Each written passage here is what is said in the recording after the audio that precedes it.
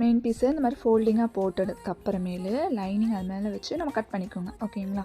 ஃபுல்லாகவே கட் பண்ணி எடுத்துக்கோங்க. ஸ்லீவ் உங்களுக்கு எல்போ வேணும்னா அதுக்கேற்ற மாதிரி மடிச்சு வச்சுக்கோங்க. ஓகேங்களா? ஸோ இது ஃபுல்லாகவே நான் கட் பண்ணி எடுத்துக்கிறேன். எப்போயுமே லைனிங்லேருந்து ஒரு 1 இன்ச்சு மெயின் பீஸ் எக்ஸ்ட்ரா இருக்கணும். அந்த மாதிரி வெட்டும்போது நமக்கு இன்னும் கொஞ்சம் ஃபினிஷிங் நீட்டாக வரும். ஏன்னா உள்ள மெயின் பீஸ் எங்கேயாவது சுருங்கியிருந்தால் கூட நம்ம அயன் பண்ணும்போது பர்ஃபெக்டாக வந்துடும். ஓகேங்களா? அதனால தான். ஸோ 1 இன்ச்சு எக்ஸ்ட்ரா விட்டு கட் பண்ணிக்கோங்க.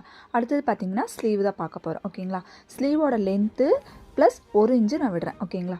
இதே நீங்கள் 3/4 ஸ்லீவ் வைக்கிறீங்க அப்படின்னா லைனிங் வேண்டாம். ஓகேங்களா? 2 இன்ச்சுங்கிறது காமன். ஓகேங்களா? எல்லாருக்குமே 2 இன்ச்சுங்கிறது common. Armhole curve scale வாங்கியிருந்தீங்க அப்படின்னா இந்த மாதிரி நான் ட்ரா பண்ணுற மாதிரி ட்ரா பண்ணிக்கோங்க. ஆம் ஹோல் ஃபுல்லாகவே 7.5 வருதுங்களா? அப்போ 7.25 மைனஸ் 3/4 இன்ச்சுங்கும் போது 6.25 எனக்கு. சாரி 6. ஓகேங்களா? ஸோ அதை மார்க் பண்ணி எடுத்துக்கோங்க. கையோட சுற்றளவு எனக்கு பார்த்திங்கன்னா கையோட சுற்றளவு வந்து 4.5 வருது. ஸோ 4 நான் மார்க் பண்ணிவிட்டு இந்த மாதிரி கிராஸாக கோடு போட்டு எடுத்துக்கோங்க. ஸ்டிச்சிங்க்காக 1/2. ஓகேங்களா? ஸோ அவ்வளோதான். ஸோ இதை கட் பண்ணி எடுத்துக்கலாம். ஓகேங்களா? ஸ்லீவ் பார்த்திங்கன்னா ரொம்பவே ஈஸி தான். ட்ரை பண்ணி பாருங்கள். ஓகேங்களா?